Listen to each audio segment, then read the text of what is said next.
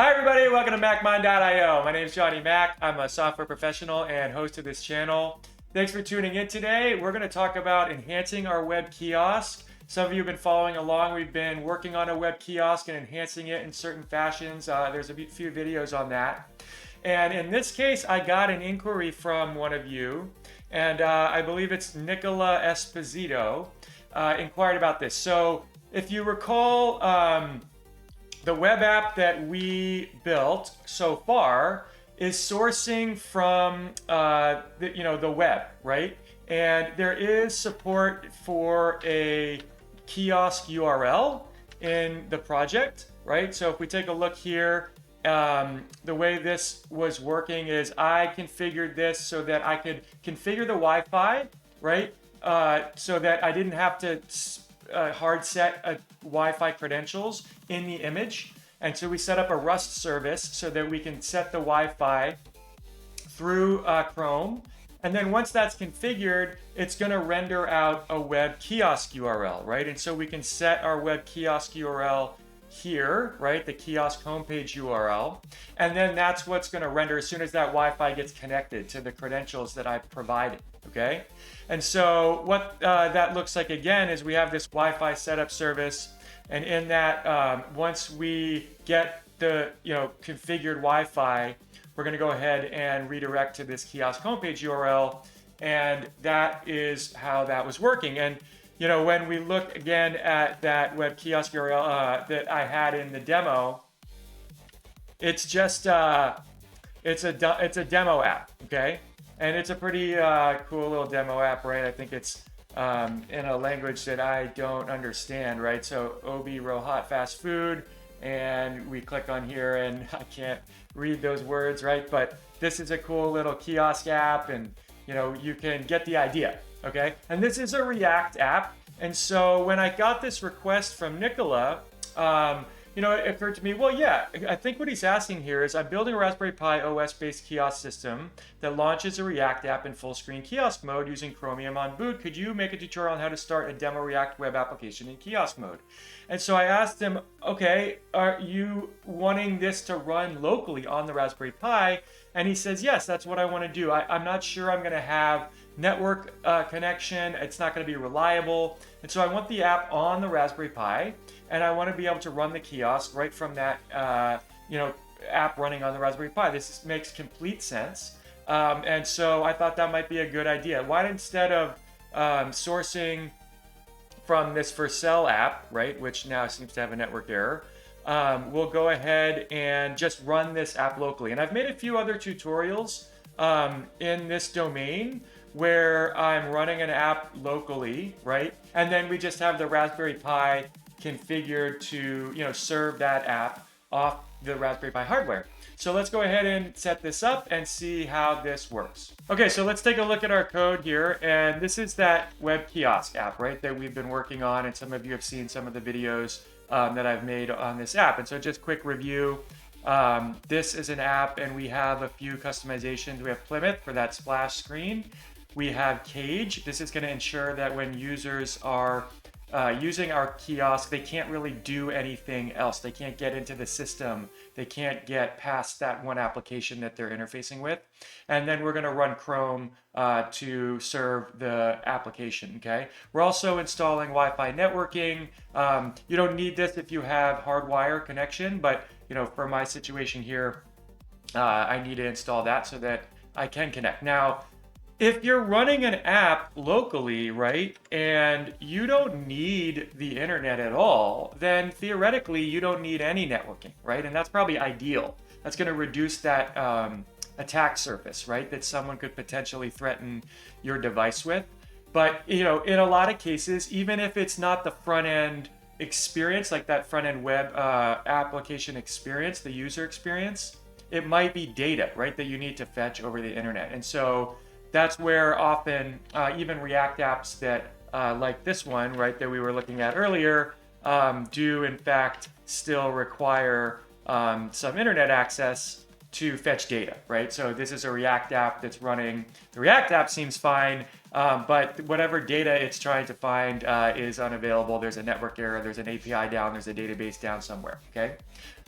So that's something to keep in mind. If you don't need any data from the cloud or any database externally, or even if you want to like run a database, you could theoretically run that on the Raspberry Pi as well. The data would kind of be stuck on there, but that's an option, okay? But for this tutorial, we're just going to really be focused on installing that React front end, okay? So that you can at least have that piece of the user experience running locally on the device. But if you do need to connect out to the internet, that's going to be something that you'll have to ensure that you're supporting. Okay, so again, with the web app here that I was referring to, these are the things that we installed. And then a couple other things that we did, right? Remember, we disabled Getty completely, right? So I have a previous video where I'm talking about auto login, and that's a nice way to kind of bypass login. But disabling Getty completely is gonna create a much smoother user experience. You're not gonna see any console output whatsoever, and that's what we've done here. So that's something to consider. And then of course we customize our kiosk. We have the splash screen. We get that pesky cursor off the screen, right, when you first launch Chrome. So those are the things that we've done to this point with the app. And then remember, I have this Wi-Fi setup service because I want an image that isn't, configured with a specific Wi-Fi. I want to be able to deploy this image on devices and have those devices be connected to various different Wi-Fi services, right? If I put it here in my house, if I put it down the street, if I put it somewhere else, the Wi-Fi is not going to be the same. So what I've done is created a user experience where the first thing you see when you launch the device is a login to the Wi-Fi, so that you ensure that that device can connect to the Wi-Fi. Again, if you have a situation where there's hardwired Ethernet, you wouldn't need this. And if you know what the Wi-Fi is going to be, there are other options too. I have some other repositories with examples where you just set the Wi-Fi credentials in the image, and every image will have those credentials. So every Raspberry Pi that you install that image on would have those same credentials. So that's something to consider. But in this case, I have this service. Okay, so what are we going to do now to get this React app installed locally versus what we're doing with this image, right? Where we are setting this kiosk homepage URL to be this self-order kiosk front.forsell.app, the one that I was just showing you, okay? And so instead, we're gonna want this to be something like localhost, right? And port 3000, right? That's what we want our kiosk homepage URL to be. So once I log into that Wi-Fi, right, and get that connection established, then I want my browser to redirect me to this localhost port 3000, which is where my React app is going to be running, that is served from the device itself, okay? And so that's what we're going to do here. All right. Okay, so then what we need is Node.js, right? Because we have a React app and we want to install, npm modules. And so let's go ahead and create a layer for Node.js. And this is going to come down here in our profile. And we'll just add a layer here called Node.js, okay? And then we'll go ahead and configure this layer here in our meta configuration, all right? And this is just going to be simply installing Node.js and npm. Okay, now, you could be using pnpm or yarn, and that's fine, but for this, we're just going to use npm, okay?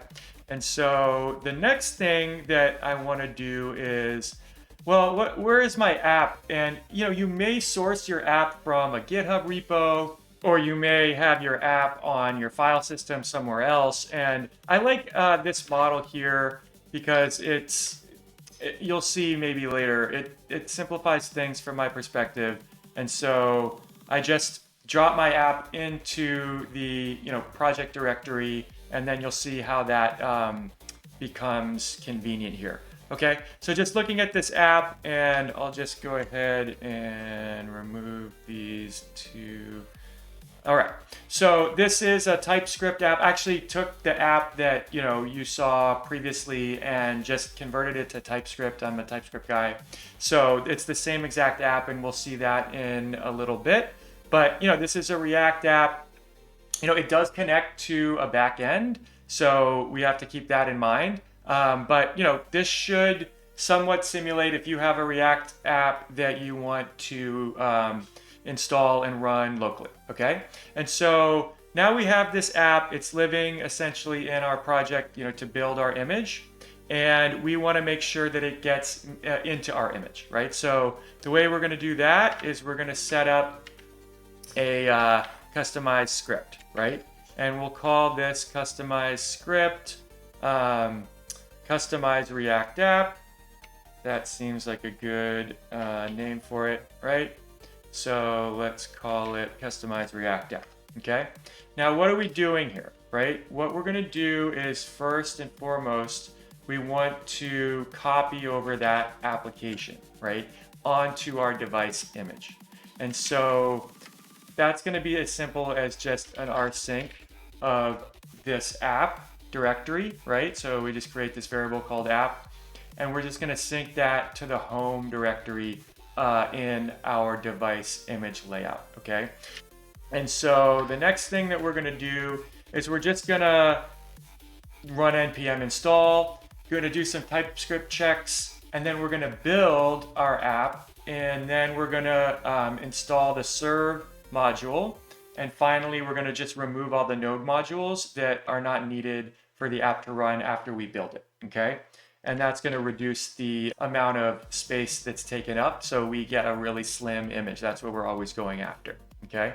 So that's what this looks like here. We're just going to take ownership of this app directory that we just created. We're going to run npm install from that directory. We're going to just do some TypeScript checks. We're also then going to build. Then we're going to install the serve module, and finally we're going to remove the node modules, okay? And once that's complete, now what we need is a systemd service to start this when the device boots, okay? And so we know how to do that. What we can do is create a React setup directory here, okay? So React app setup. And in this directory, we're just going to create a template for our systemd service. And so that'll be called reactapp.service.tpl. Okay. And we're creating a template because we want to be able to dynamically configure this, right, with the kiosk user. And so when we come back into our script now, that's what we'll do. We'll do this next step, which is to ensure that our systemd service is configured right here with our device user, okay? And now we're just gonna write that out to reactapp.service. And finally, we will ensure that this is enabled and we are good to go there. Okay, so we are pretty close here. We have our installation. We are running it. We have reconfigured our kiosk homepage URL, added it to our profile. And, yes, okay, so we do need to make sure that this app is available in our Docker image, right? So again, we use Docker to bootstrap a bookworm container instance, and then we run rpi-image-gen in that. So we need to make sure that we are configuring our Docker Compose to mount our app directory, okay? And then we're gonna go ahead and ignore the node modules and build directories. If you are using this to run and test locally, then we're gonna go ahead and leave that because we're gonna run npm install as part of the build process. We're not gonna carry over the node modules that might have been built locally on your machine. I don't prefer that. I'd rather just build it from scratch. That way we're sure that everything is configured and working on the system that we are building for. Okay, so this is how that looks. other things. I can slip in here so you guys aren't surprised when you see it. A new version of rpi-image-gen, and we no longer need this. The newest and latest version is taking care of these Raspberry Pi keys for us. Okay. I think this should be ready. Let me take a look and see. Okay, and so let's go ahead and see if we can build this guy. Use the same build scripts that we have. One thing I should mention while this is building for a Pi 5, right? And so you can see here, I have the class set to Pi 5. And recall, there are a few differences between how the Pi 4 and Pi 5 are going to work as far as disabling console output and configuring the splash screen, okay? And so that's why we have now these two different configurations for the Pi 4 and Pi 5. So if you're building for a Pi 4 and you're going to use this template, just go ahead and specify Pi 4 here. Or if you're using the Pi 5, as I am in this case, then it should be fine as is. Okay, so this is building, and we saw here that this built first the Wi-Fi service, right? This is that Rust code that we have here, our Wi-Fi setup service, our main RS here, and this is just going to run a little web browser application that's going to let us input our SSID and password and configure via WPA supplicant. This is an older way that I was doing it. I've since started using Network Manager for this, but I haven't updated this app yet. And you can see here, right, this is just, as I said earlier, going to go ahead and redirect to this kiosk homepage URL. This is just a fallback just in case you don't specify something for your kiosk homepage URL. Okay, great. So continuing on here, I will let this complete. And you can see now we're running npm install, right? So it's reading that package JSON that we copied over from our app directory and the lock file and installing, right? And then it's going to go ahead and do a TypeScript check, and then it's going to create an optimized production build. Okay, great. So that's complete. Now we'll go ahead and install it on our USB stick.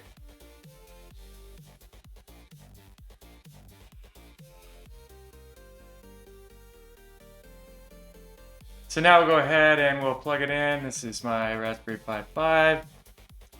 And I'm gonna just go ahead and plug this guy in like that, okay? And then simple, power it up.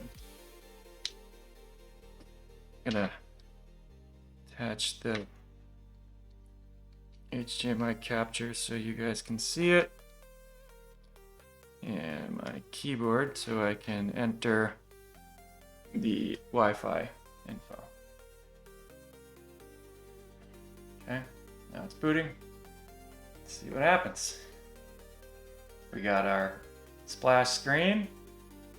Okay, great. It's asking us to configure the Wi-Fi.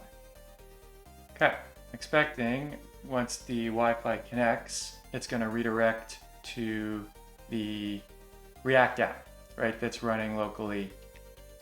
And we should see that. And there you go, okay? So we are now serving this React app from our local machine.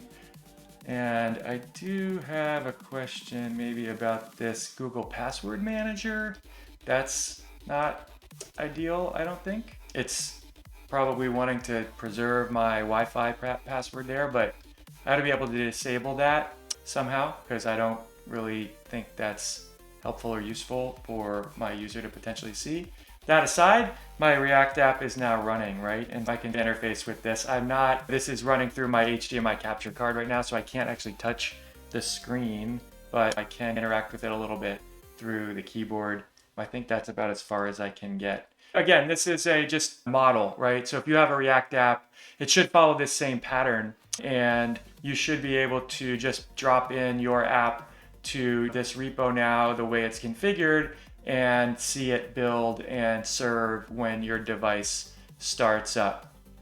So that's a cool nice enhancement. And now we can iterate on that app and have it running locally. And now we're not dependent on that internet. In case that internet goes down, we can have a user experience, at least for the customer to see something that's more graceful, right? Some graceful messaging, a way to maybe still do some things that don't need internet, right? But let them know that, okay, internet's down, or you need to make sure that's resolved.